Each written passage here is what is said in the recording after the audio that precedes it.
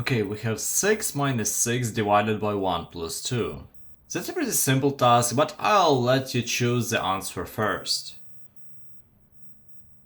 Okay, so let's solve it. We have 6 minus 6 and then divided by 1 plus 2. So a lot of you could do this mistake where you just subtract 6 minus 6 and you get 0, and then you divide by 3 and of course you get 0.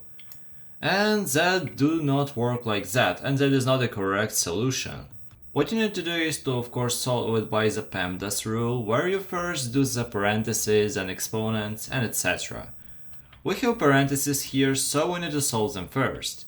1 plus 2 is just 3, and we are left with 6 minus 6 divided by 3.